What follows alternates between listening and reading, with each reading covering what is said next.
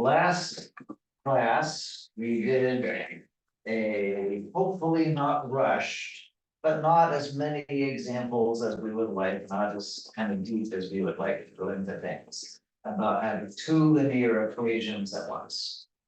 We talked about what it meant to solve them, which just meant where do the lines cross? Usually at one point.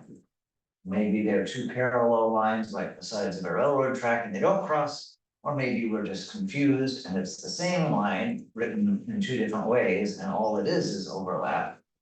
But normally they're two different lines and they're not parallel and they just cross at one point.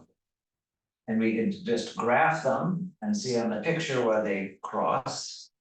That worked, but it wasn't terribly useful because it probably isn't going to cross in real life at a point on the graph that has counting number, integer numbers.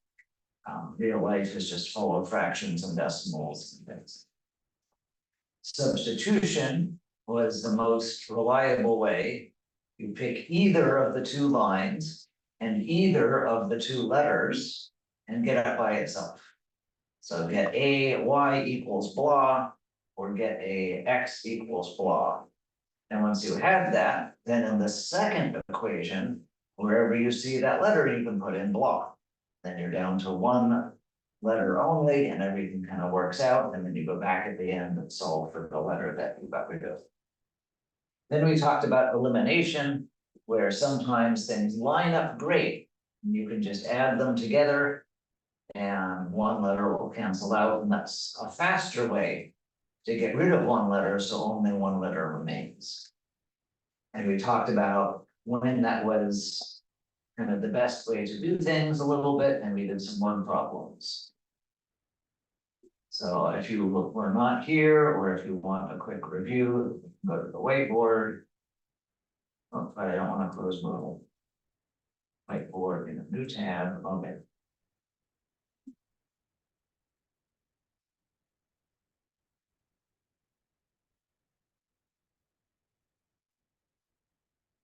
So here's all of that stuff that I just said.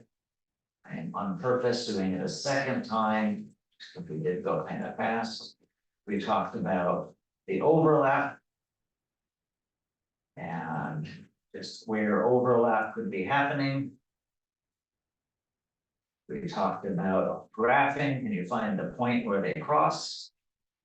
We looked at the special case of a line that's x equals, because it goes straight up and down in blue. There's similarly a line that's just y equals a number, y equals 5 or something. That's the horizontal line. Doesn't depend on x at all. We talked about substitution. Sometimes they equal each other, and then we can set the x part.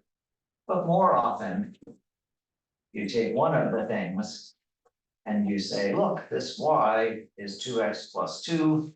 So wherever we see a y in the other equation, we'll plug in the 2x plus 2. Will all work. Then I got confused, not realizing the -3 was different than the +3, but oh well. Then solve by elimination. Sometimes there's something that just matches up nice, and if you add them, they go away. But if not, that's okay. And then application problems.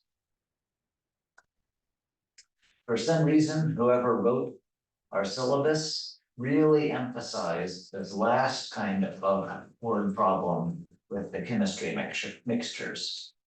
I'm not sure if there's some class that people tend to go into that has that as a prerequisite, or if the GED itself tends to have one of those.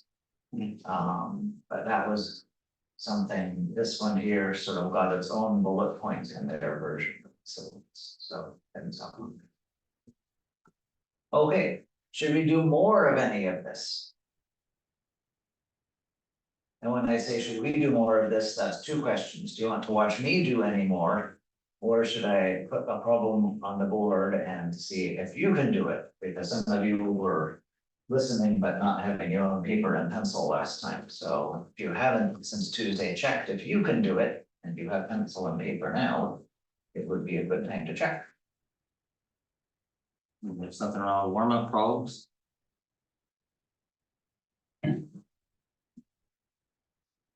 Kayla, Vincent, Victoria, Brendan, everyone okay? Yeah. Yeah. Could you do one more and then we could do one of the graphing? One more with the graphing? Yeah. Oh, okay.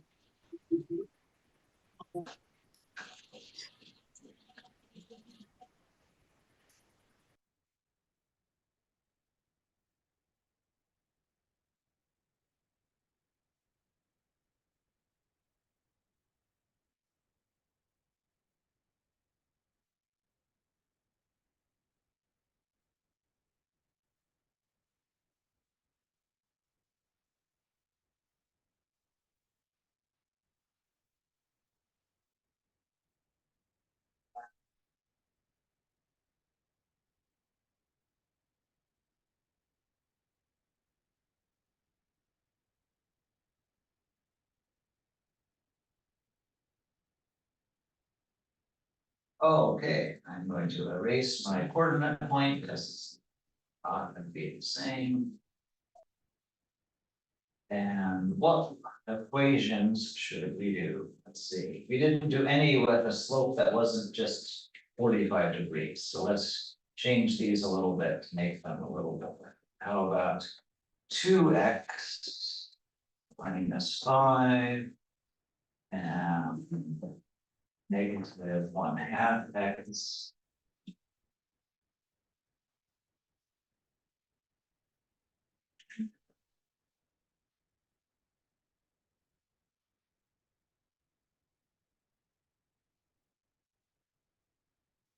You're on the whiteboard, aren't you? Oh, well. Well, it's one. Seem to be in a whiteboard all mixed up. Okay, y equals 2x minus 5. And y equals negative 1/2 x plus 1. I'm not, let me double check before I say, okay, do this, that it's gonna actually come out to an integer point. Um,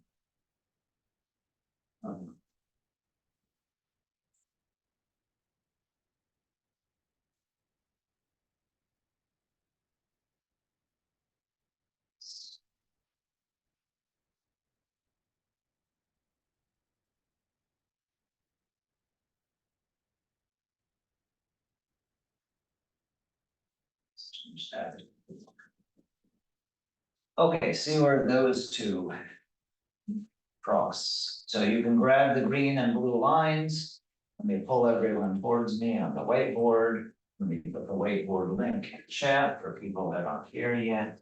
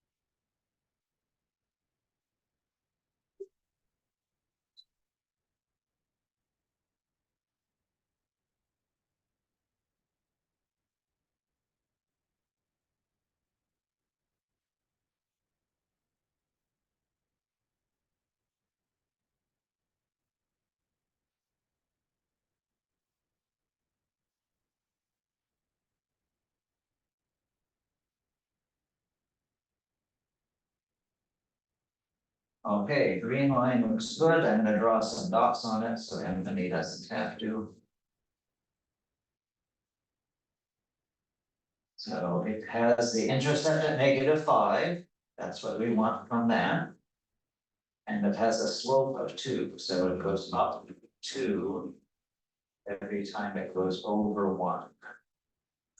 Make that a little better.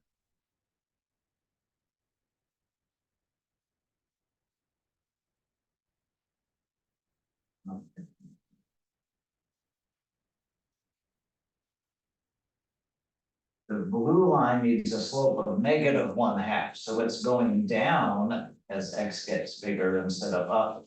And it's going down, but not very steep.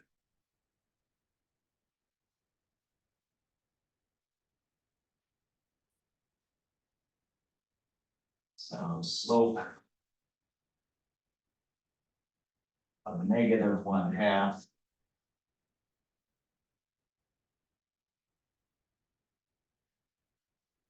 Because it's negative, it's downward, so it's going like that direction. But slowly, because it's less than 1.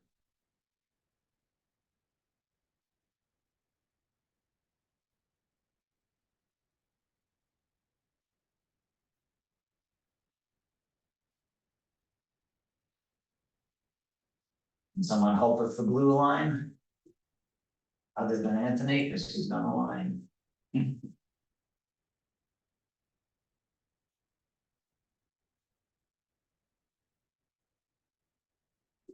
We did get the blue line crossing at 4 on the y-axis. So it's correct as far as where it's crossing, but it's having a steep up instead of a shallow down.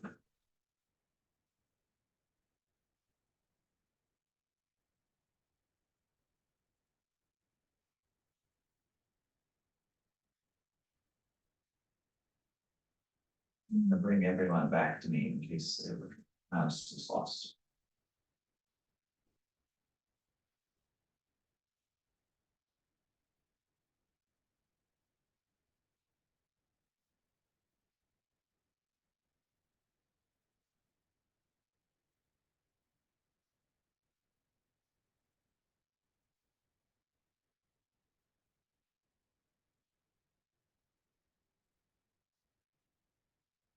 And it's gonna move the blue line out of the way. If we're starting at 4.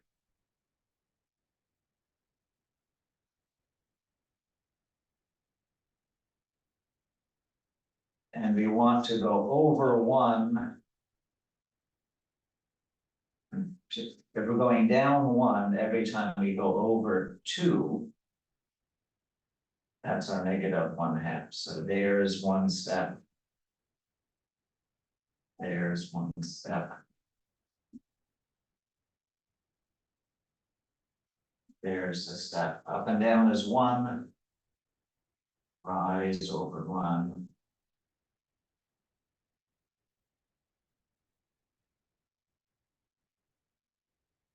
So somebody grab this blue line again. And make it go through the blue points that I put on.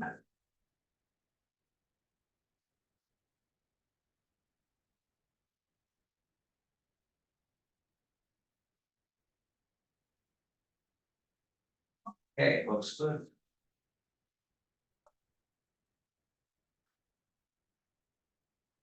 Everyone happy with that? Yep. Yep. Let's also solve this with setting them equal to each other. So we know that 2x minus 5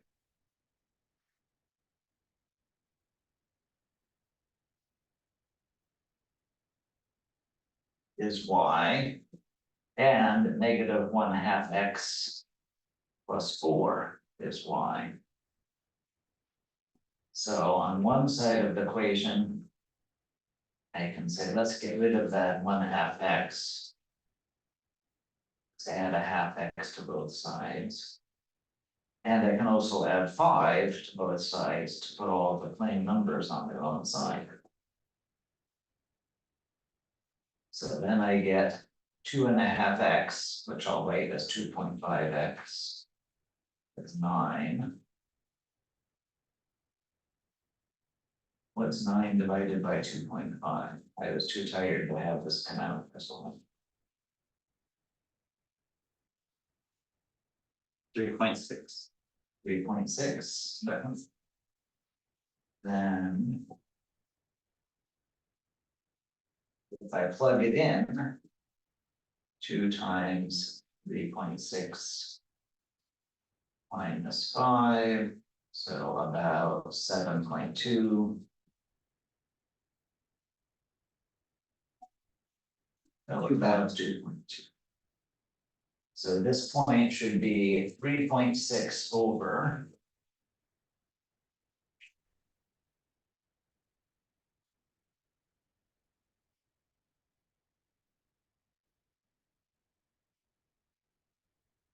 .2 up. And it looks like, yeah, that seems reasonable. Our artwork is not stellar, but. Everyone happy with that?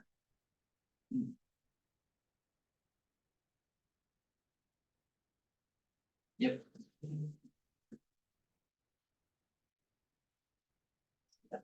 Okay. So. If you want more of this, we can certainly do that. I'm suspecting that just because most people tend to do homework not between Tuesday and Thursday, that you need to work on this yourself before you really get questions. Also, you're not asking me lots of questions, so I think we need to work more. So rather than just watch me do more of this, then let's move on to the next topic. And see how things go. I think you have 2 week 4s in there. Yeah, because we're doing both of them. And this is week 4. If this doesn't get finished today, then I'll rename it week 4 and 5. Oh, I see. I was thinking for me, it's harder when the oh my gosh, never mind. Forgot what I was about to say. Okay, I'll interrupt when you think of it. Oh, when the fraction is like 1/8 or something like that. It's harder for me to figure out the rise over run. Remember the rise over run. So if it's a fraction, the rise is small. If it's a fraction, right? Yeah.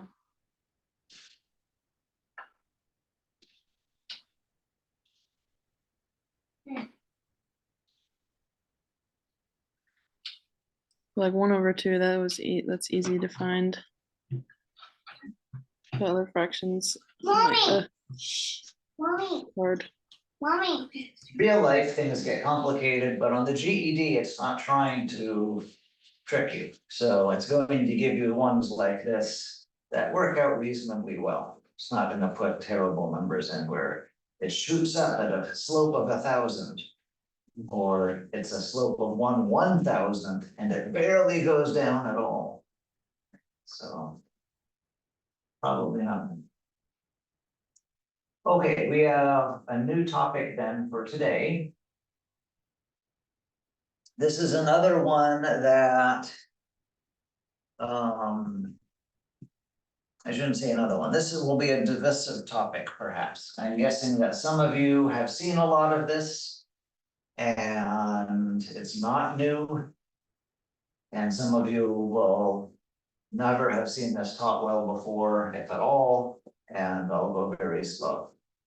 So we're dealing with polynomials, things like x cubed minus 5x plus 6. And how to smash them together with arithmetic. So arithmetic is just adding, subtracting, multiplying, dividing. Things you know how to do with numbers. And what happens if we have these polynomials and try and do adding, subtracting, multiplying, and dividing? Notice in our list of things that the only thing we're dividing are a certain kind of thing called monomials, the simplest ones. And that's just because no one will ask you in real life to divide things other than that. So we are being practical. Your textbooks might have you divide bigger things than monomials, and you can just skip over that part. Okay, so we have a list of things to do. We have, as always, textbook sections. I'm gonna open up this one. I will tell you why in a moment. And it starts in 4.1. So let's go back to 4.1.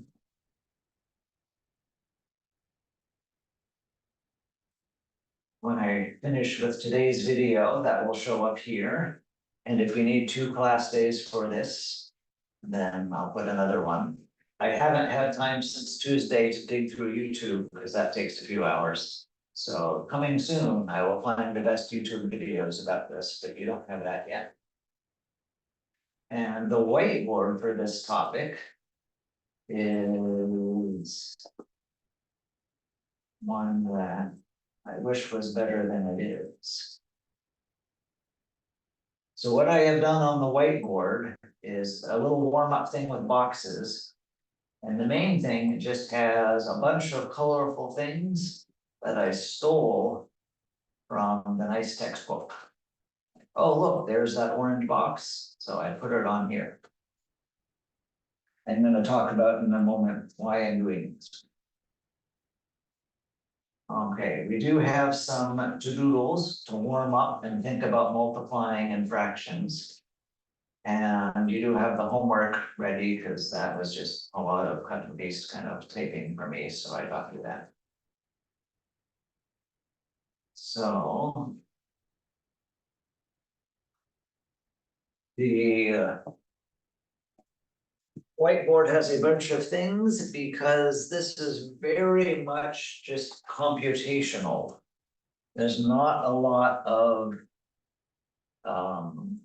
philosophy behind it.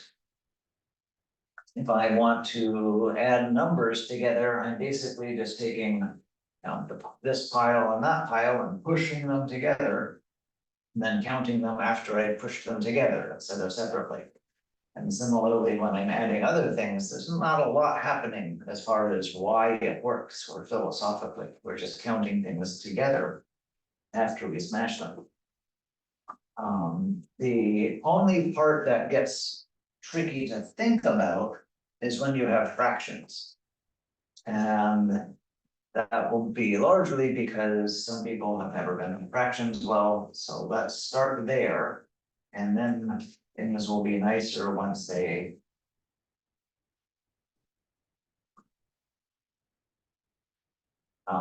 Once we get to, so I'm actually gonna make this even bigger. Okay. So I'm starting with a new board. Let me share it and put it in the chat.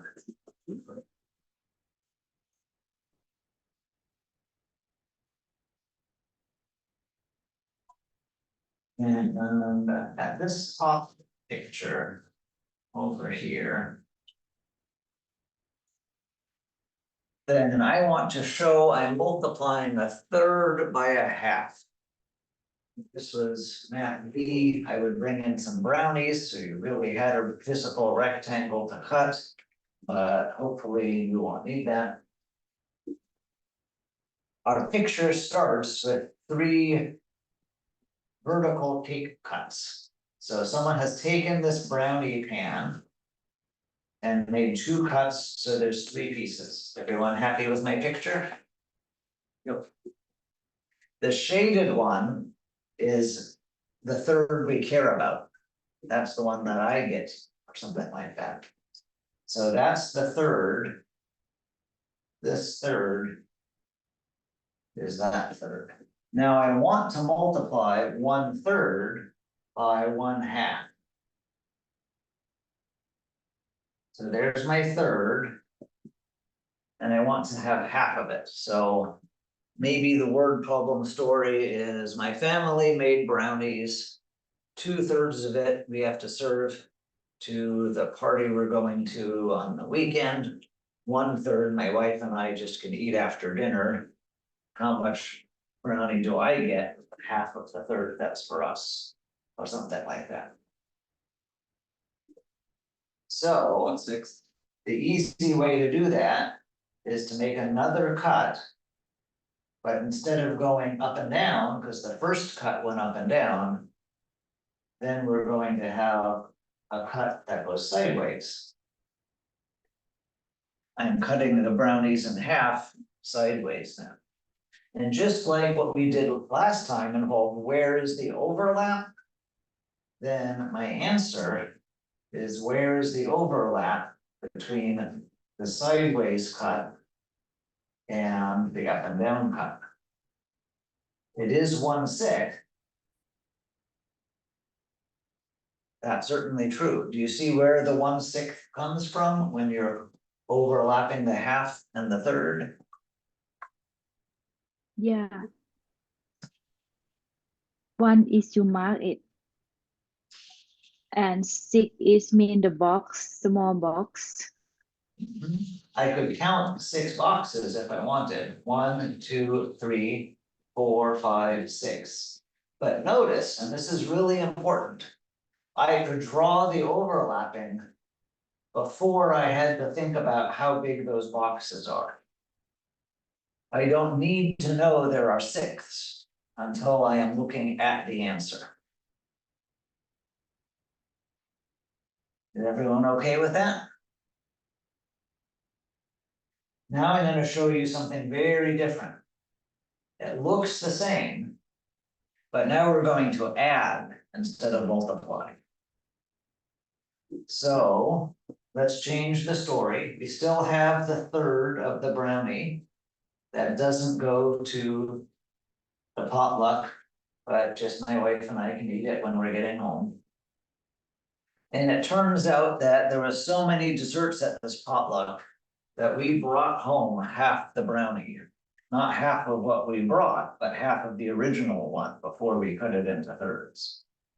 So I want to add half a brownie to this and see how much we still have now to eat. So again, I'm going to cut the half.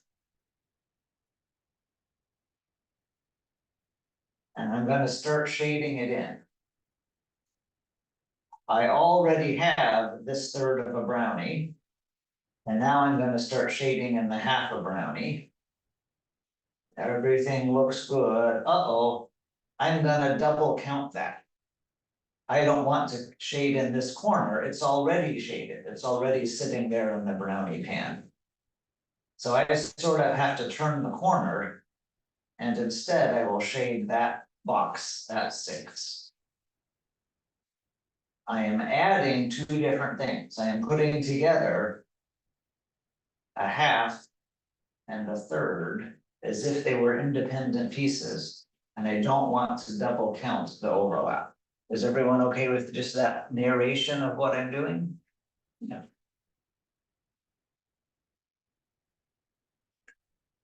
It's still true that we have 6. 1, 2, 3, 4, 5, 6. And here's the key thing. I needed to know that while I was shading it, while I was doing the artwork, before I look at how big is the answer. I needed to know that this piece here was 1/6. And it kind of should have come from the corner, but we moved it. And kind of what's happening in our brain philosophically, I'm thinking about 6 while the adding is happening, not just when I'm looking at the answer. And that's why, if I want to write this out the way you're used to, if I write 1/3 times 1/2, I don't need a common denominator. 1 times 1 is 1, 2 times 3 is 6. I was shading one piece, that's the 1 times 1 is 1. And how big is it? It's the 6, because it's half of the third, so it's. I take this piece that's 1 out of 3, and then I take just 1 out of 2 pieces of it. Whereas when I am adding, I need common denominators. If I have the 1/3 plus the 1/2. I have to say, oh, well. I need a times 2 top and bottom. And a times 3 top and bottom. And now I get 2/6. Plus 3/6 is 5/6. And thinking about 6 while the addition is happening. I can't finish drawing even the artwork for this, well, before I think about sixths. The sixths are part of the process, not just part of the answer. And tried to say everything about 4 different ways, because did at least one of my ways of saying that work for you?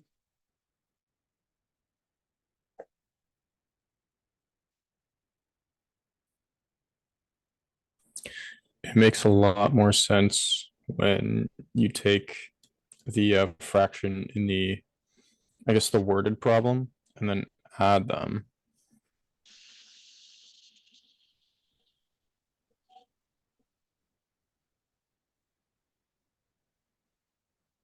So when you're adding two fractions together, the way that you did the multiplication there, the ×2 to both the numerator and the denominator. That's how it applies to all of them, right? Right, and you can see it happening, right? I can get a different color. You can see that I had 1/3 and now I have 2/6. Right, I have twice as many pieces, that's that 2. And they're half as big, that's the other 2. And similarly with the 1/2, here's my half. But now I have 3 times as many pieces. But each of them is only 1/3 as big as it used to be. So the how many, the numerator is 3 times as big. But the how tiny we've chopped them, the denominator also has 3. I just mean like, even if I wasn't looking at it visually, like whatever the fractions that you're trying to add together, you would take the denominator of each fraction and multiply top and bottom of its opposing fraction. Beautiful segue.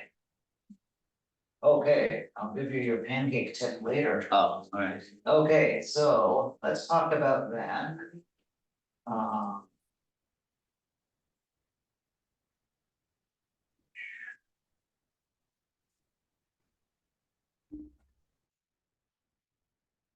Three methods for adding fractions. Okay. Big order.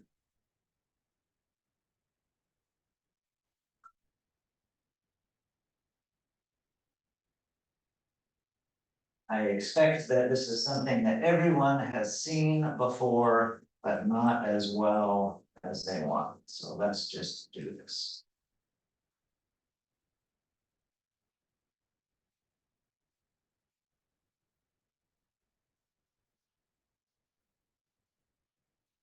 So, oops, no, don't please send, okay. The first is what I'll call the brute force method. This is my name. You're not gonna find it in a textbook or Googling brute force method fractions. And all we're doing is multiplying each denominator by the other. And we saw why in that picture. If I want a common denominator, then I can always multiply each one by the other.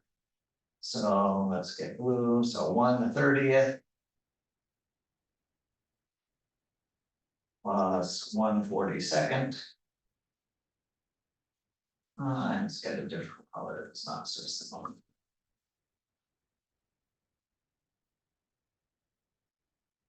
I don't have to know what 30 times 42 is. I know that whatever 30 times 42 is, if I say, let's put a times 42 top and bottom here. And a times 30 top and bottom here. Now the denominators match. They're both 30 times 42. Because it doesn't matter what order I multiply them. So this is a great method for getting started. I don't have to think at all. I just say, let's multiply each fraction by the other one's denominator. So this would technically be considered the brute force method to add these two. Right, and why is it brute force? Because I am not thinking now. But now I kind of get in trouble. What is 30 times 42? 1260. 1260, okay. I could do that out on the side, and I could do it with a calculator if they wanted me to, although I could just add the fractions with a calculator with modern calculators. Anyway, now I have common denominators. I have 42 something, and 30 somethings, so that's 72 of them. It doesn't matter that they're 1260s, they could be oranges, that's just how addition works. Right, when I am adding the denominators like a label, like elephants or oranges. And I could be done, but there's this annoying rule that fraction answers don't count as done until you simplify it. That is always what got me. Yes, most things in math and physics are named after the person who is responsible for it, like the Pythagorean theorem, but we don't know who made that rule, right? Everyone would be upset at them, chased them. So this is the problem with the brute force method. Now I have this giant bunch of numbers on the screen. So, okay, let's start whittling it down. They're both even. I can divide top and bottom by 2.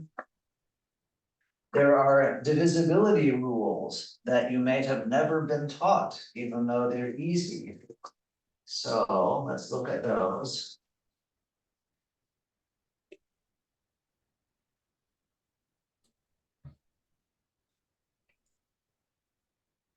First of all, has everyone seen the picture here in the middle? When we're talking about divisibility, factors are just the edges of rectangles. What are the factors of 12? They're 1, 2, 3, 4, 6, and 12, because that's what I can make rectangles with. Okay, moving on. So here's the divisibility shortcuts. This would be a great thing to look at the night before you take a GED. That's really giant. It's not that. Okay. So if you haven't seen them before, a number is divisible by 2 if it's even. A number is divisible by 5 if it ends with its 1 digit in 0 or 5. A number is divisible by 10 if it ends in a 0. Most people know these 3.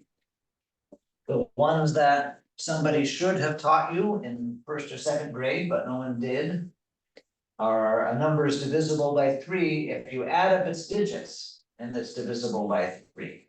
So let's look at ours. 72, is 3 a factor of 72? What happens when I add up 7 and 2?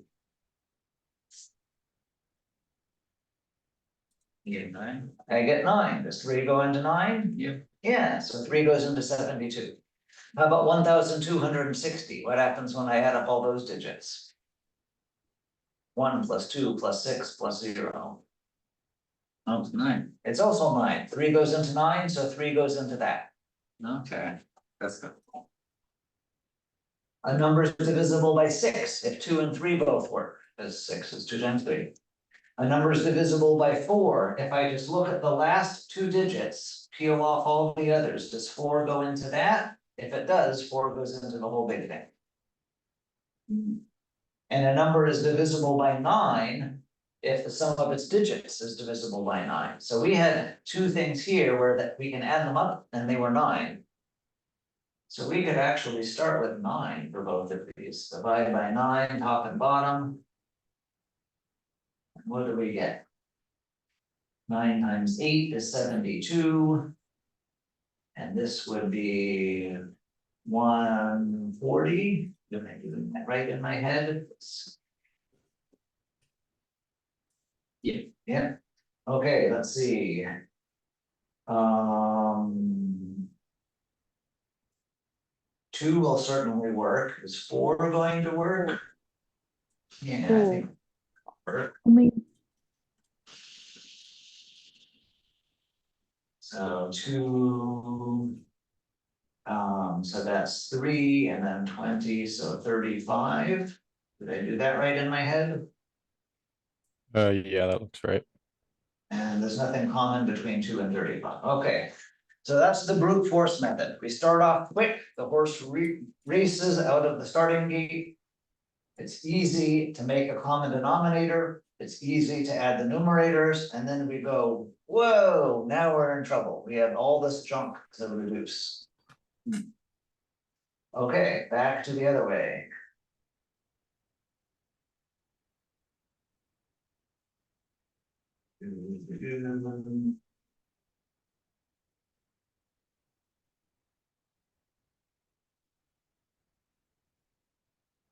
Now we're gonna do the same problem with the list of multiples methods.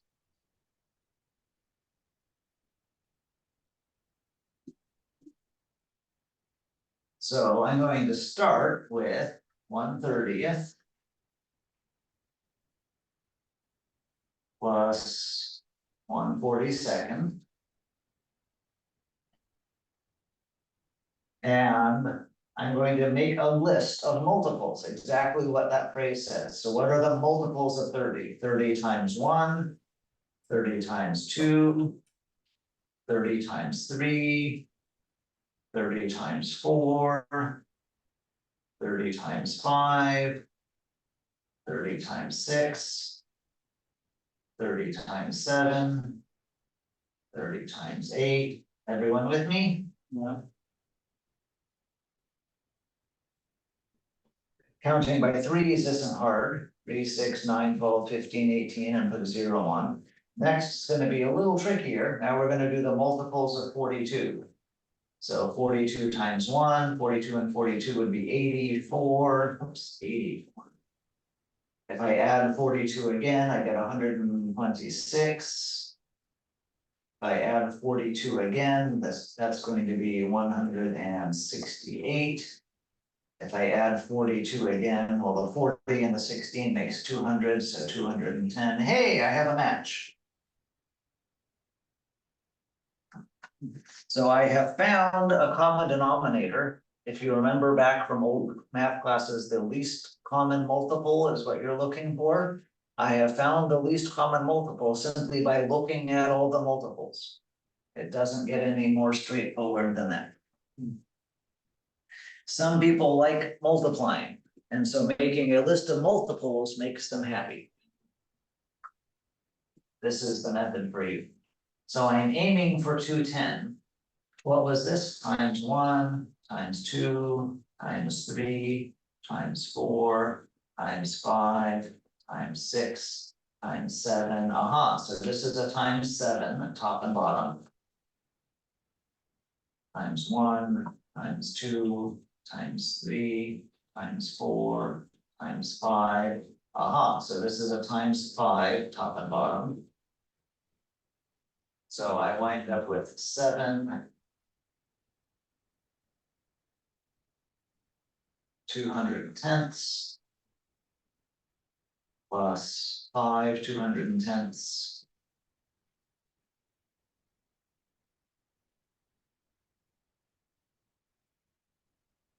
That's going to be 12 200 tenths.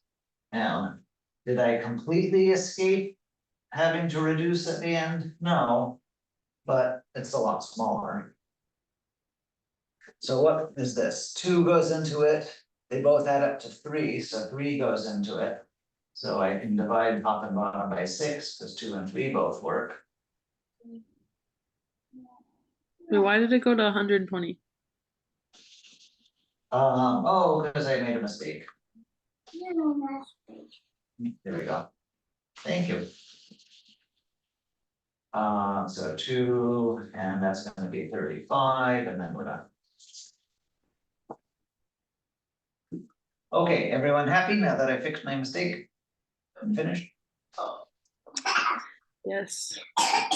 Okay, A lot more steps than So multiplying. which piece goes here? Is there a third method? there is a third method. So, again, you don't have to do all 3 of these methods. But it's nice to kind of understand how fraction addition works, especially if no one has taught this to you before. Now we have the prime factorization method.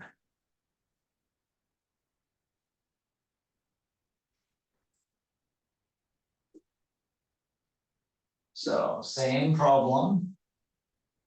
1/30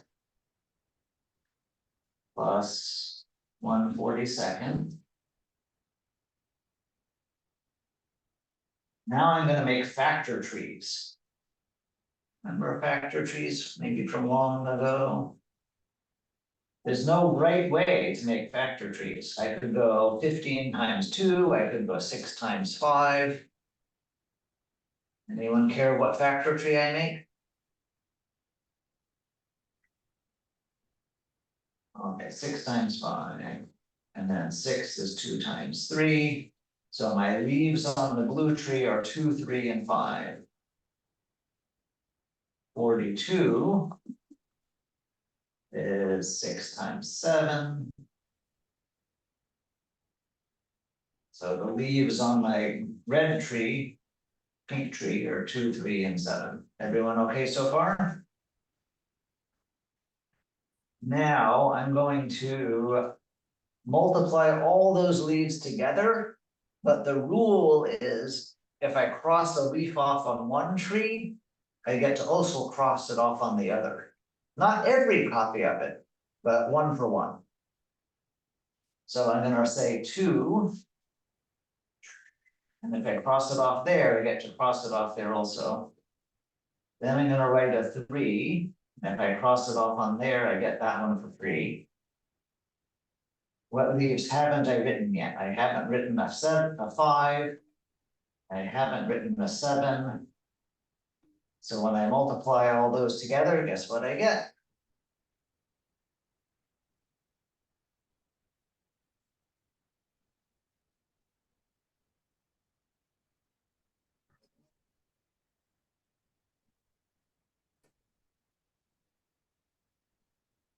If not, just do it on a calculator, call it a 210. 210. It's that same least common denominator as before. It's a different way, for most people, a faster way to find that least common multiple.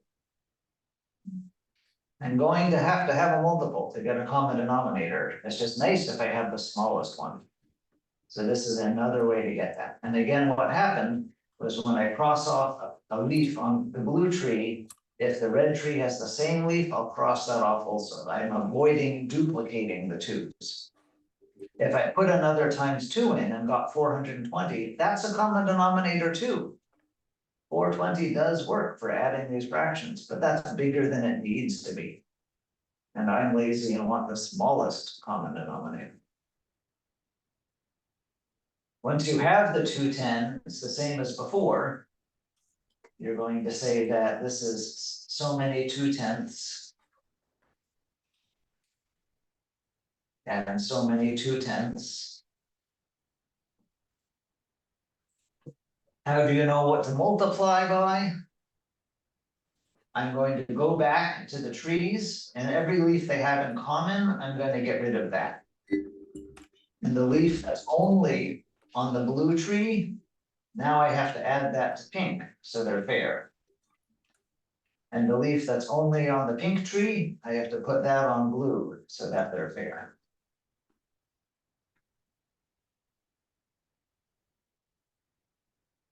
And now this is exactly the same as up above. So I could do more, but our job today is polynomials, not adding fractions. So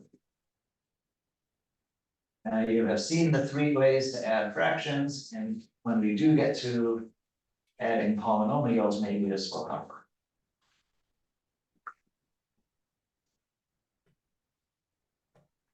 So either way, you gotta reduce the fraction. Yes, you don't always have to reduce. The bottom 2 methods that get you the smallest common multiple will have the most chance you don't have to reduce. But you can't, there's no method that guarantees you never reduce. Okay, are you feeling smart because now you understand fraction addition better than you did before? With so many things that we've done, it's not your fault that it seemed hard before. No one taught you the right way. Okay. I'm gonna take our break a little bit early, even though it's not quite 7, just because that's a great transition point. And then we can talk about the polynomial stuff when we get back. So see you in 5 minutes, get your kids in bed and move, stretch, eat something. See you soon. I will pause the recording. So I'm going to go over exponent properties. This is part of what I said was divisive. I was sadly pretty sure no one had seen 3 different ways to add fractions before. Exponents, some of you are probably pretty good at exponents and don't need a lot of time on this. So I'm going to go at risk of a little too fast. Holler and tell me to slow down if you need to. Also as encouragement, adding fractions is like the worst kind of arithmetic for subtracting fractions. So everything we do for polynomials is going to be easier, both in terms of mentally, philosophically understanding why it works and how much you write on the paper to get your answer. So, if you don't. Okay, so we have a bunch of things called the properties of exponents. And there's nothing wrong with that name, but that makes it sound more highfalutin than it really is. Remember that exponents aren't really arithmetic. If I say, let's turn on my pen, if I say 3 times 3 is 9, that's multiplying 2 3s. Maybe you think of a box, 3 on a side. Maybe you think of 3 piles and each pile has 3 M&Ms in it. Whatever, but there's 3 copies of 3. If I say 3 squared, that's just shorthand. That's not anything new. That's just a different way to write 3 times 3. So keep that in mind. And then if I say something like, if I have 4 3s, and I multiply those by 2 3s,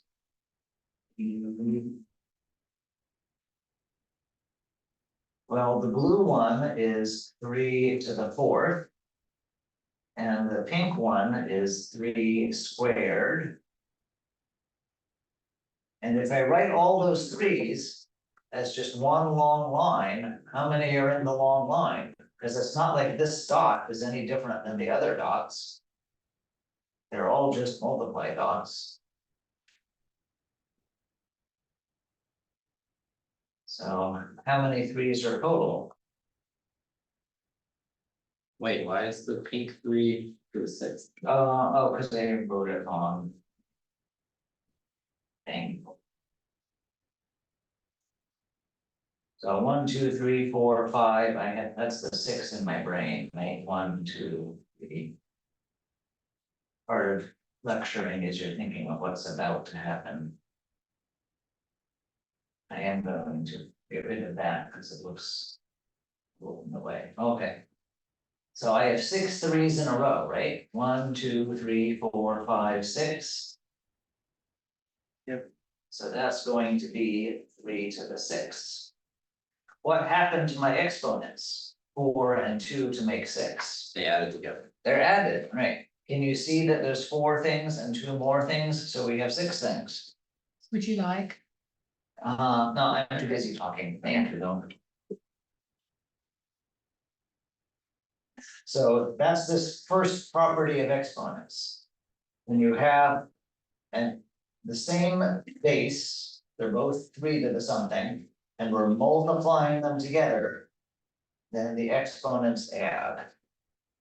And again, that sounds really highfalutin and special, but it's just saying, look what we did there. We're just multiplying 6 things. It doesn't matter if you put 4 of them in one color and 2 of them in another color, they're still the same thing. Moving on. If I have my 3 to the 4th.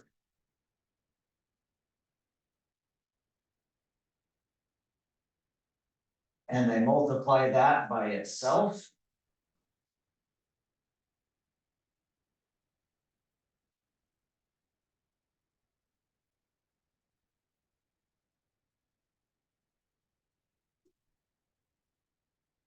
I could rewrite that as 3 to the 4th squared, because that's what squared means, just multiply it by itself.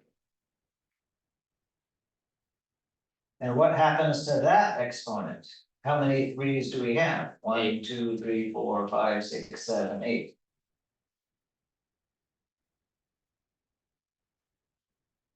What happens if instead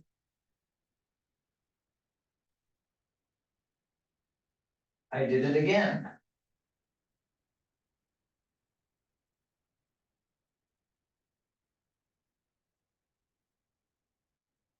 Now I have 3 to the 4th multiplied by itself 3 times. So you see how we have 3 groups of 4? 3 groups of 4. So those are just multiplying together.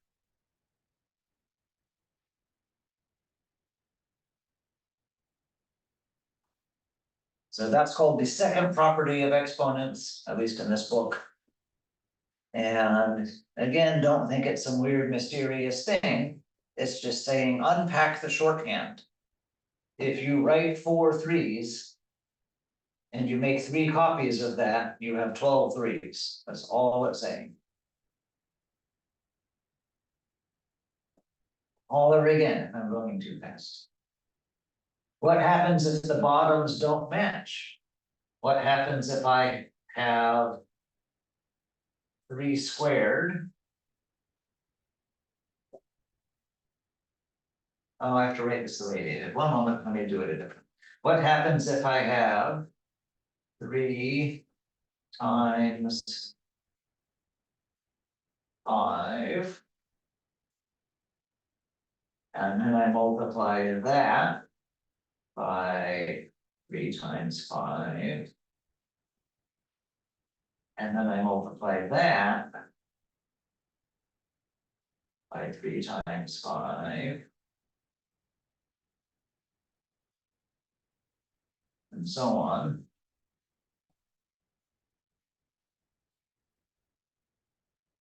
So that is going to be 3 times 5, all of that to what power? So wouldn't that be like 3 to the 4th power by times 3 to the 5th power, or sorry, 4th power? First, just look at what I said. I took 3.5. And I multiplied by itself 4 times. And so this is only shorthand, but not any real arithmetic happens. I'm not telling you what the answer is, right? There's no big number here on the board. We don't care about that. It's just unpacking a shorthand. So when I am multiplying, I could also say, this is just a long list of numbers being multiplied. 3 times 5 times 3 times 5 times 3 times 5 times 3 times 5. And if I'm doing nothing but multiplying a long list of numbers, I can rearrange them. I could put all 4 of those 3s first. And then put all 4 of those 5s second. And whatever that thing is, that's now the same answer. Everyone okay with me with that? That's what I was asking though, is could you write it as, Yeah, so that's 3 to the 4th times 5 to the 4th. So that's this third property of exponents up here. If I have 2 things being multiplied together and multiply that combination by itself a certain number of times, I could have just multiplied the things separately that many times. Everyone still okay?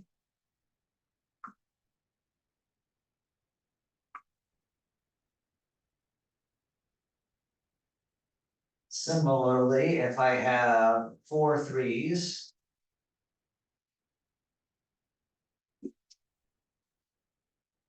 And we divide them by 2 3s.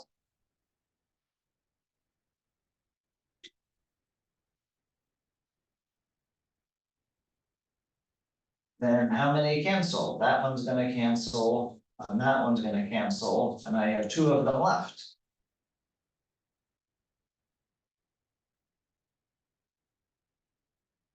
Can you see the subtraction happening?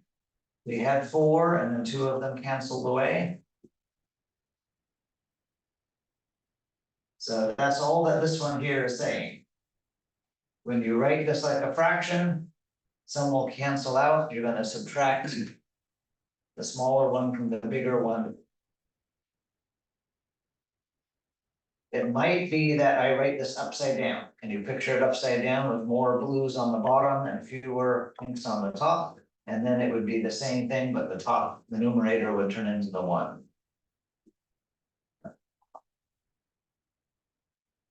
Okay, lastly, if I have a fraction. So 3/5. And I multiply that by itself several times. I'd be smart and just copy that.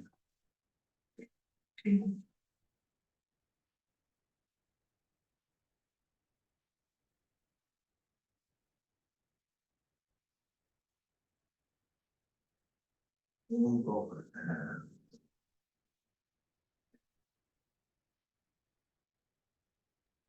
Didn't save that much of it.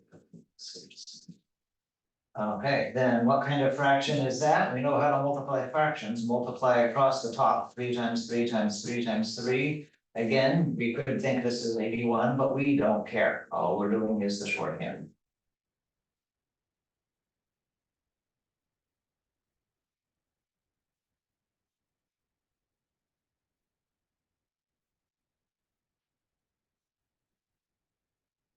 So if I multiply a fraction by itself, that's the same as multiplying the numerators and denominators separately, because that's how fraction multiplying works.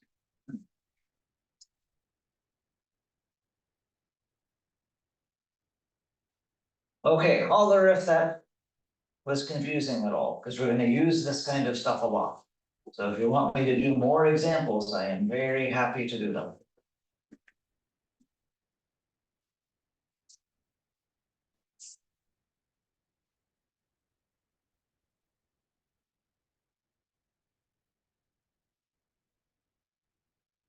Seems pretty straightforward. Okay, if you've seen it before, I'm not surprised if you're happy. If this is new, I'm worried if. Okay, so there's more stuff going on here with definitions. You can look at those on your own. The stuff we just did is summarized up here in this table at the top, if that helps you. We did the snow day of Tuesday, or the ice day of Tuesday, when we couldn't hold a real class and just did a review. We talked about what zero exponents would be and negative exponents. Because those don't make sense. How do I multiply something by itself 0 times? How do I multiply something by itself -2 times? That's nonsense. It doesn't mean anything. It only means something because math people agreed it means something. It has no intrinsic value as far as what it might mean. So. If you want me to talk about those, we can, but I think while we're on a roll, let's just keep going. So. At some point, can we talk about those? Sure, you want me to do it right now? If it will bother you, I'm happy to, because it's not like it really matters how far we get. Okay, so 0 exponent. Well, do you think stuff like that will be on the GED test? Yes, it's just if we talk about it now or Tuesday. So. Students, so if I have something like 3 to the 0, again, that doesn't mean anything.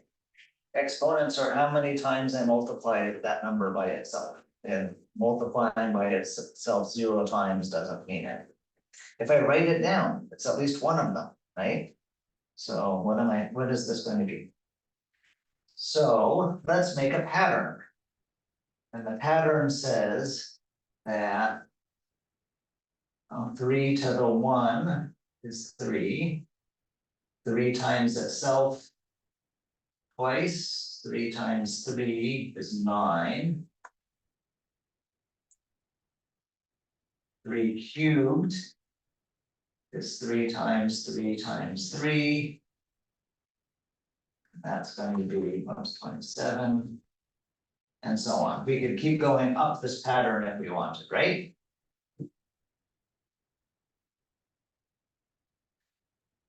What does it look like to move up the pattern one step? 1. 3 to 9 or 9 to 27. 19/3. times three, right? We're adding one more three to our list of threes multiplied by each other. And what does it look like to go down the pattern? Divided by three. Okay, everyone okay with that? Yeah. You could make more of this pattern if we wanted. I'm just not gonna waste our time on it. So some mathematician decided that that's a nice pattern, and if we have a pattern, we can keep going. So if I was to write 3 to the 0 and say that means something, just because I am a bold, inventive mathematician in the Renaissance doing this for the first time, then this should be another divided by 3, because that's what happens. So 3 divided by 3 is 1. Now, what happens if I was to do the same thing with 2's?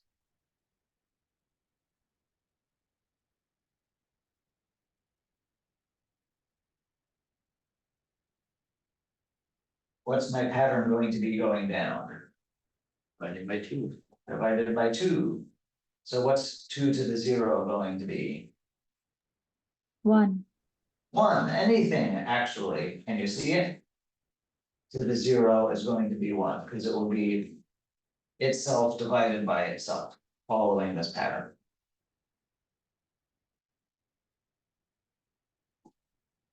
And there are some good reasons to say that this is a useful thing to do. So it's not that it really meant anything, it was that there's a pattern, the pattern works, we can just define it this way. And realize that in real life, there's some applications that this is really useful. Okay, how about a negative exponent?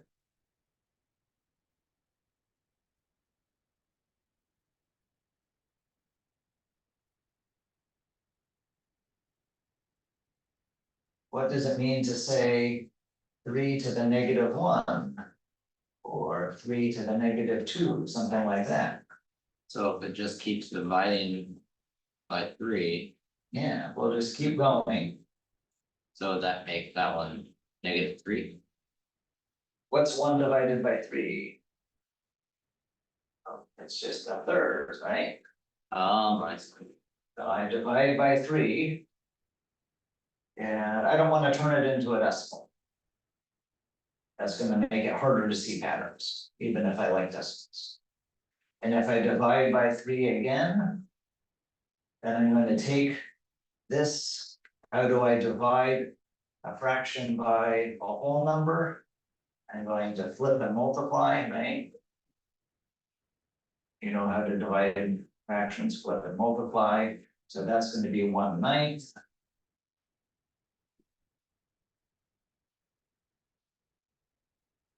And 3 to the negative 3 is similarly, there'll be another times 3 on the bottom. And what you will notice is that whatever the negative exponent is, like a -3 turned into a 27 on the fraction. The positive 3 was a 27, was just not a fraction. Yeah. So.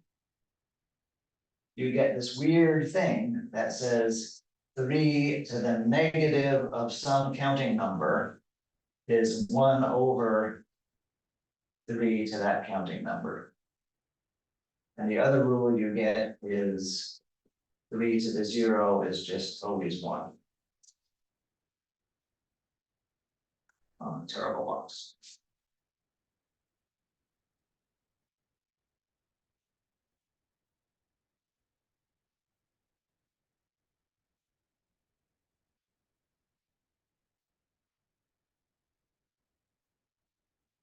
Okay, everyone okay with that?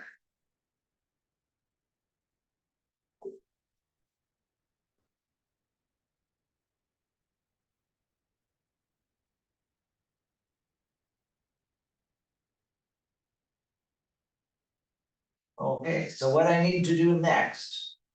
And this will probably take more than today, which is fine, not in a rush. Is talk about how the same type of arithmetic works with polynomials. And what I'm going to do is I'm going to grab the textbook. and go to the end of each section where there's a problem set. And do problems. Because unfortunately, this is again about notation, how we're writing it. It's like shorthand, right? There's no new math happening with 3 squared. That isn't just 3 times 3. So I can't really give you an interesting word problem and make this sound like some interesting thing in real life, because it's just shorthand. We're just practicing at moving things on paper.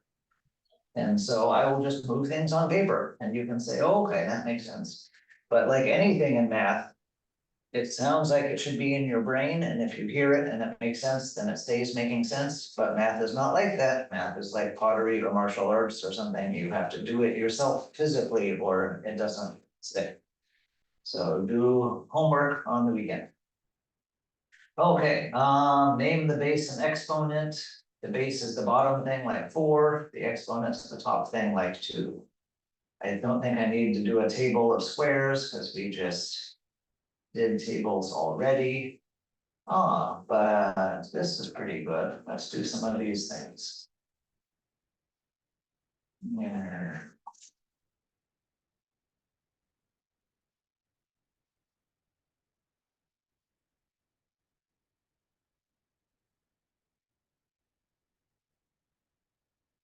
Okay, call out a problem and I'll do it. And if you want to show off, call out a problem and tell me what to write and you do it. 45. 45, let's do one from each group. So start with 19 to 20. Oh. 24. 24, okay. So I have a long list of 4s. I have 2 4s. Then I have 3 more 4s. And then I have 4 more 4s. How many 4s did I just write in a line? 1, 2, 3, 4, 5, 6, 7, 8, 9. So 4 to the 9th. If I didn't want to write all of that, then I could just add up 2 plus 3 plus 4 is 9. If you ever see that on the GED, you should be happy. That was a quick, easy problem. 33. 33, okay. Oh, no, I'm not gonna do that. I'm not gonna write something 10 times on that. We're already in a little bit of like, let's not waste time. 27. 26. 36. I said 27, but that's okay. Maybe I said it right. I can do We'll it. do So 36. It's 36, I have a to the 5th, so 5 A's, 1, 2, 3, 4, 5. And I'm gonna make that multiplied by itself x times. So I don't know what x is, that's okay. So there's 1. There's another 1. There's another 1.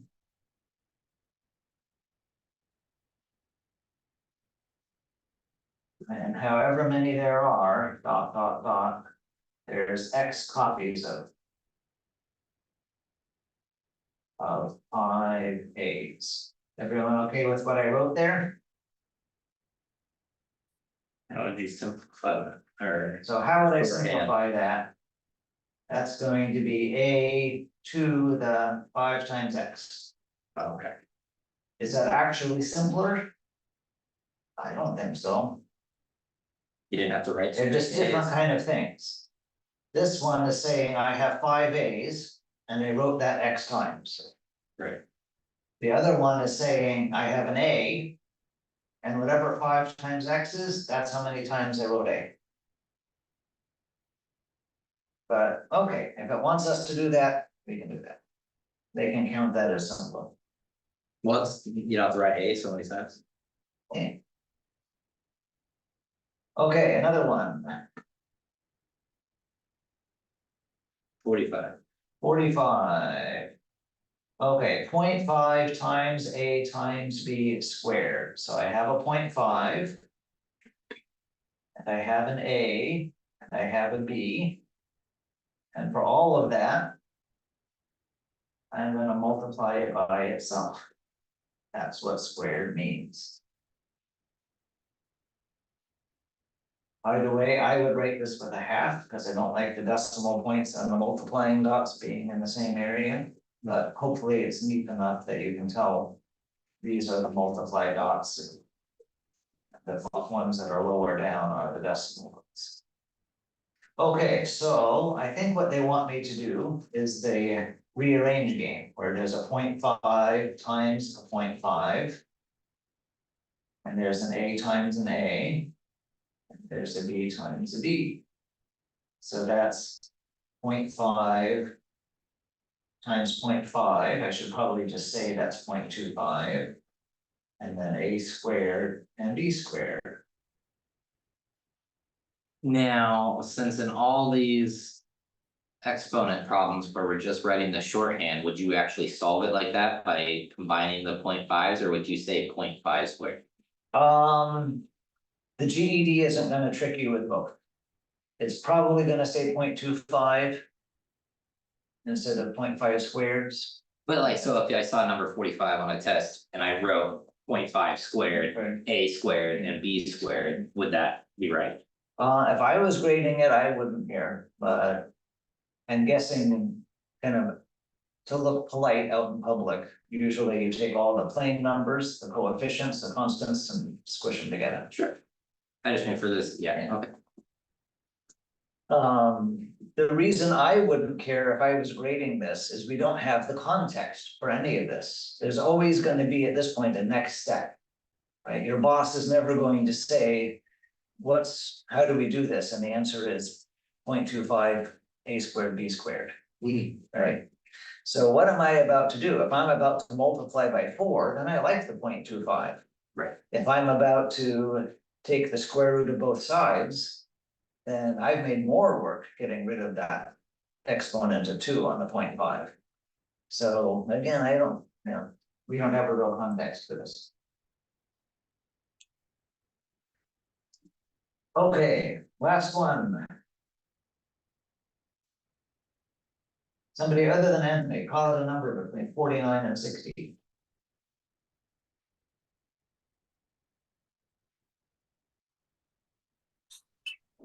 You know, 56. 56, okay. So we have 4 A's, 1, 2, 3, 4. And we have that just once. Okay, there's my 4 A's once. Then I have 1 A, that's this one. And I have that 3 times. So another A, another A, and another A. How many A's do we have? 1, 2, 3, 4, 5, 6, 7.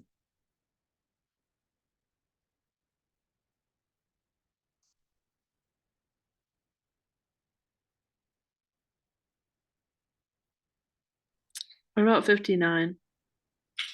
How about 59? Okay, so for 59, I have 3x squared. And I'm gonna write that 3 times.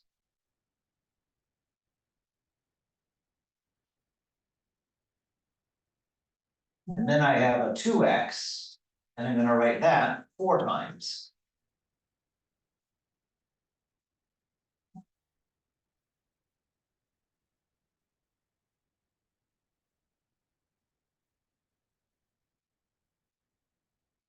Okay, everyone okay?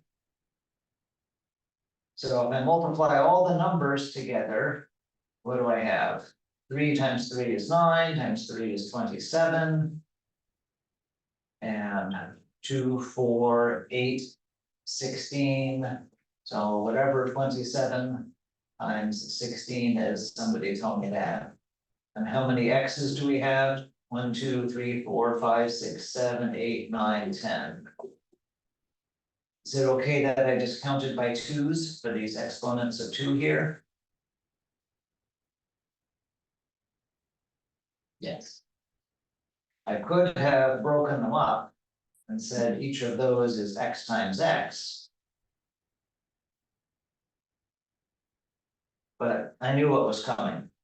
So rather than have to separate them out, I just counted them 2 at a time. It's just getting used to you're pretty much adding the exponents, but you multiply the whole numbers, which is 432. 432, okay, you're faster than me.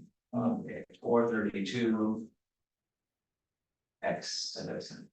Now, could I do that without writing so much? Sure. So let's look at that. I could also do it.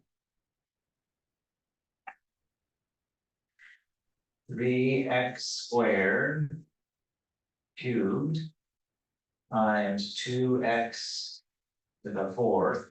So that's apply the cube separately to each of those. So 27x to the sixth. Apply the power of 4 separately to each of those. So that's the 16 x to the fourth.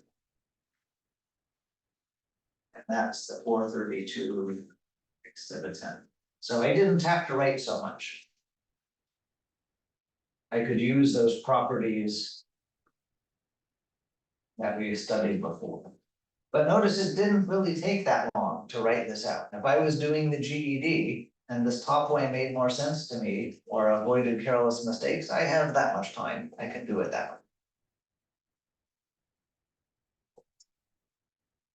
way. Okay, Now, aren't most tests like the final or GED, aren't they timed? they are, but they're not that strenuously timed. And you will lose more points on careless mistakes than you will by running out of time. So. Okay, are you scrolling? Table, scientific notation, we haven't done yet. Don't want to do word problems yet, okay. Next section.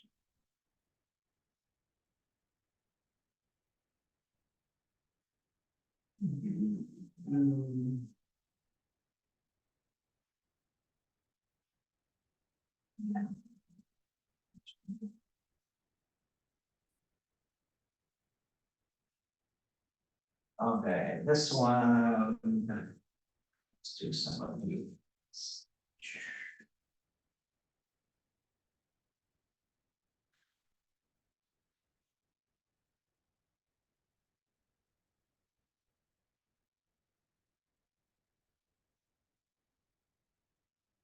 Okay, don't make too much of these. Remember, this is still just notation. We're still just writing things. We're not really doing arithmetic, except for maybe 3 times 3 times 3, there's 27. So if we say simplify this, then all they're saying is this is 1/3 squared. That might be good enough. Again, I'm not sure what your next step is. If you wanted to be very safe, you could say that's 1/9. For the Boston method. If we wrote 5x to the -1, that's 5 times 1/x. So maybe they want me to write it as 5/x, I don't know, that doesn't look any simpler to me, but maybe.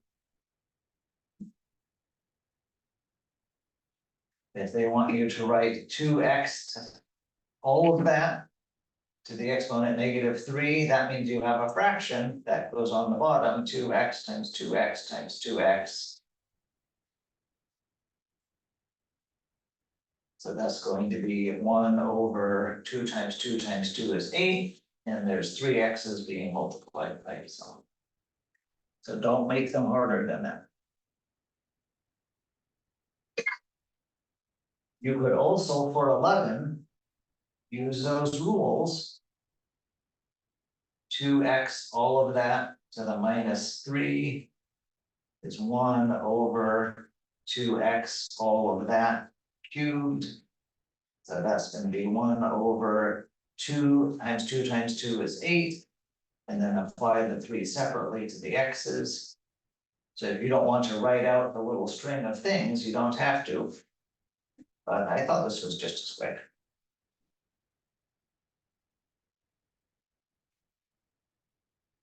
Everyone okay with those?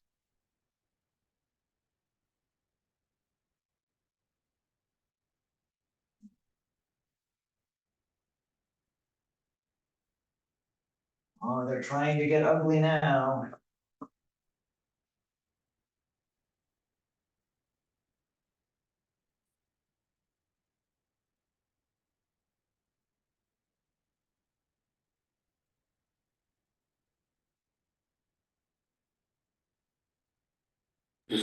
Where are you finding these pictures that you're copying and posting? The nice textbook. Okay. So when you are in Moodle, go to the textbooks. And then scroll down so you can see the textbooks, and it's the XYZ textbook. That's the friendly one, where not only are the problem sets laid out more nicely formatting, but back inside, whenever there's an example problem, there's the videos. And the show me one just like it to see if I understand. So use the nice textbook more. And if you haven't been with me before, I'm gonna put in chat the username that you do to log in.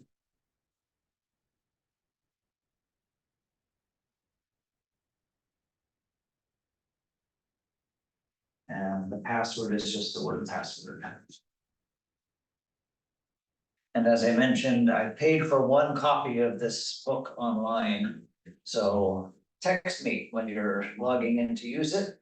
And then if two people text me at the same time, I'll know that I should spend a little more money and buy a second copy. I've never had three people use it.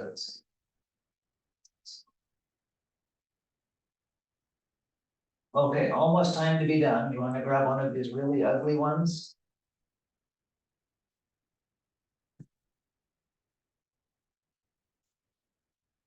$43.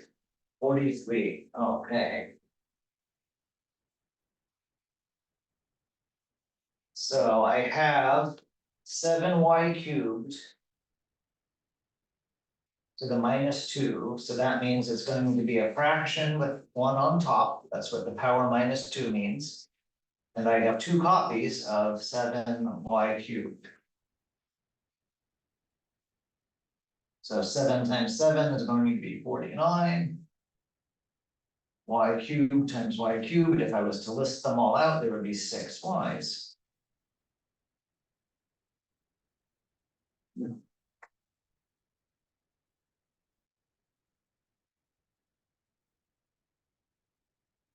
What about 36? 36, okay. I'm going to tell you what happens, and then I'm going to show you why it happens. So we know that the numerator part with the negative is going to shove it down to the denominator, right? What do you think happens to stuff that starts in the denominator when you have a negative exponent? Does it go up to the It numerator? goes up to the numerator, so let's look at why.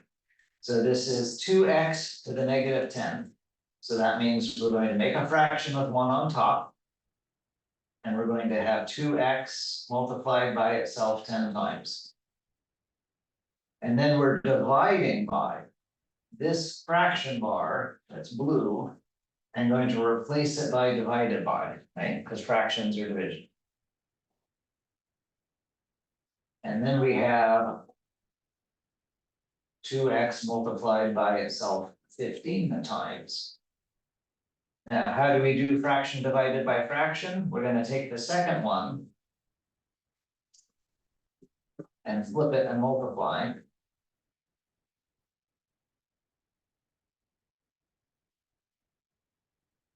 So that's to move it to the top. So I have 15 2x's, 2x, 2x, blah, blah, blah, blah. I have 15 of those on top.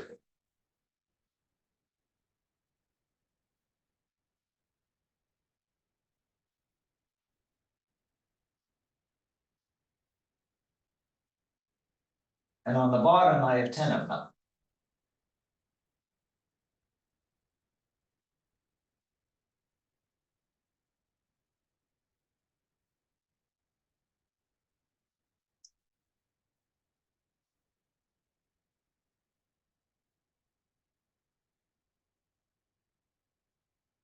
So I'm gonna start canceling them out. This one cancels with that, this one cancels with that. How many are going to be left over when I'm done canceling and where are they? 5. There's just gonna be 2x on the top 5 times, because all the others have canceled out. Everyone okay with that? So would it end up as 2x to the 5th power over 1? Oh, okay, yeah. And you could write that as 2x to the 5th. Or you could write that as 2 to the 5th. So 2, 4, 8, 16, 32. X to the 5th, either way. It probably likes the bottom one better, but again, I'm not sure what your next step is, so. Now, could I do that shorter? Sure. So I had 2x. All of that to the -10. And I would just, as I'm reading this, replace that blue fraction bar with divided by.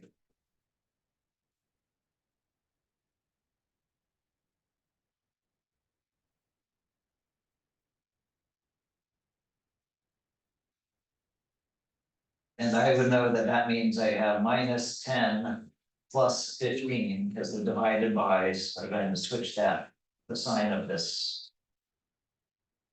And then you would get 2x to the 5th in one step.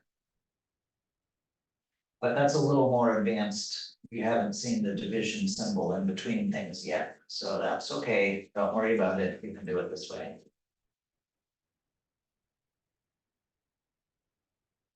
That's about as ugly as they get. And it's not like this was hard. It was a lot of writing 2 x's. But this was just counting, right? You could teach a second grader to do this and they wouldn't know why or whatever. But if you gave them pancakes, they could do this. It's just writing things. Counting up to 5. So. Okay.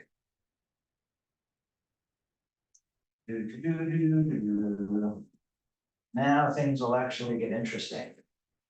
We're out of time, so as a teaser for next class, it's loading.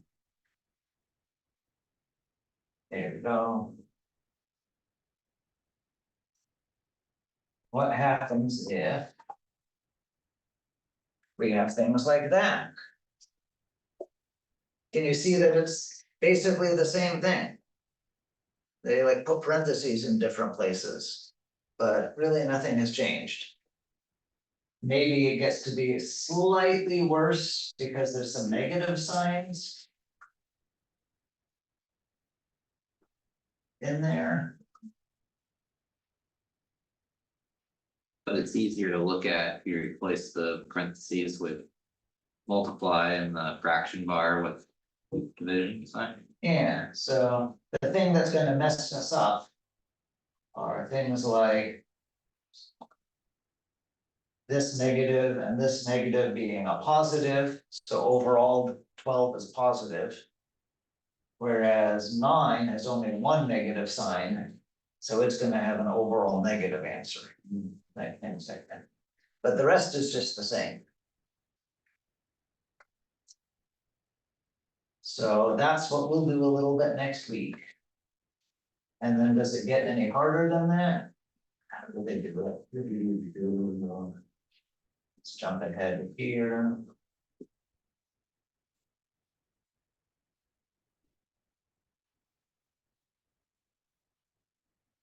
And eventually we'll get things like that.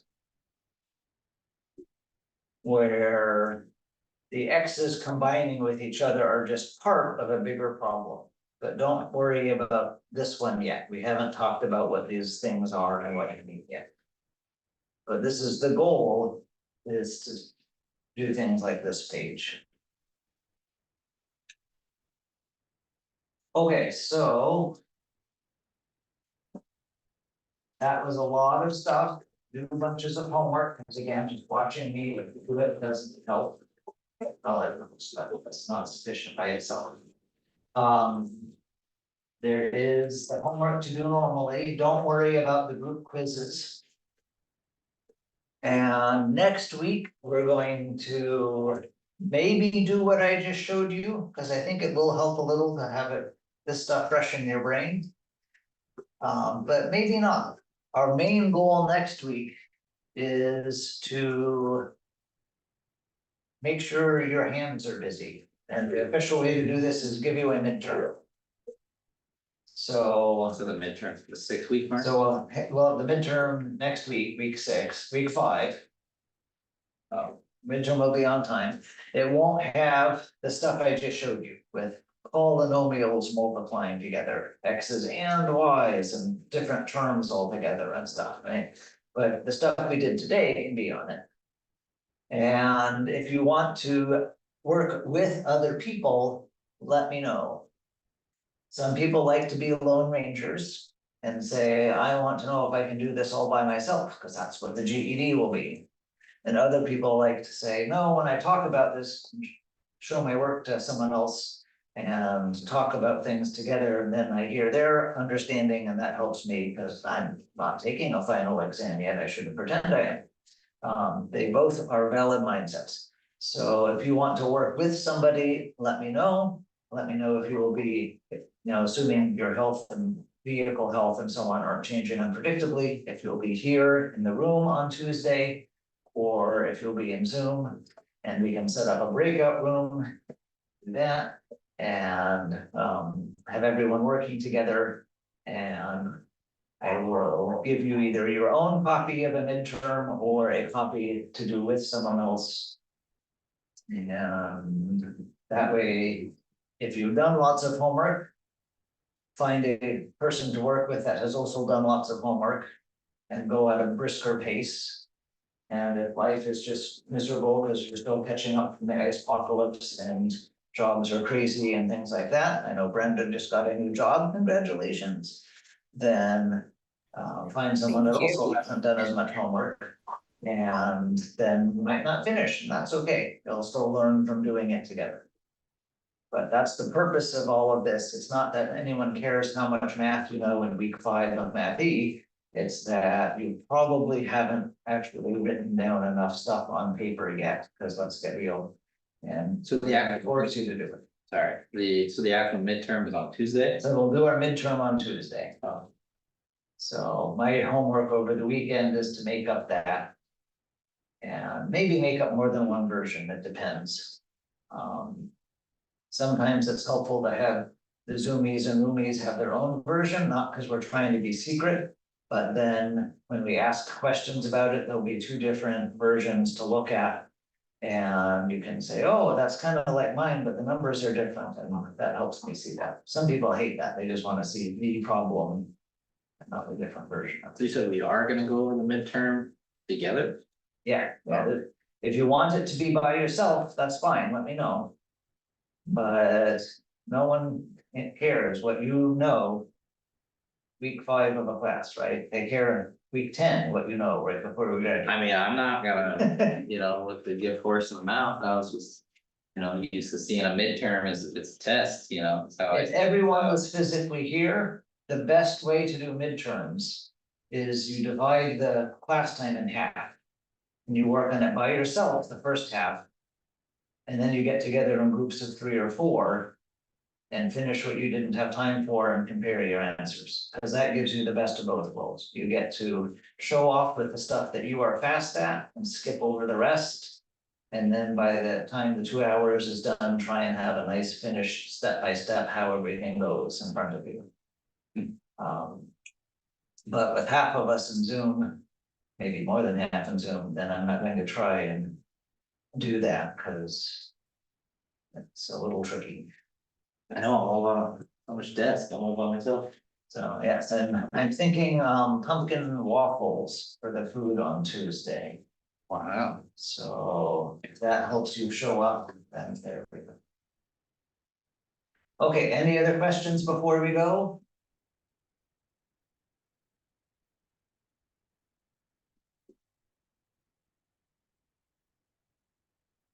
No, okay, so the class isn't graded, but do lots of homework before Tuesday, so you will feel better when I give you a midterm. Have a great weekend. Thank you all for being here. Office hours. My office hour Monday at noon, unsurprisingly, no one came to, so I was kind of when if they were free Monday, I tend to pick something. When should I do my office hours? That someone will actually come to it. You want something on Saturday or Sunday? Do you want something tomorrow? Well, this is all kind of fresh in your brain. Do you want me to have office hours in Zoom instead of So physically here? office hours, just so you can help us go over some of the work. It's whatever you want. Probably take advantage of that closer to the final. Okay, well, send me a text or email if you want office hours at a certain time. If you are the only person that suggests it, then that's what I will do. If two people email me, I'll give them each half an hour at their time. Thank you. Okay, thank you all. Bye bye. Thank you, bye.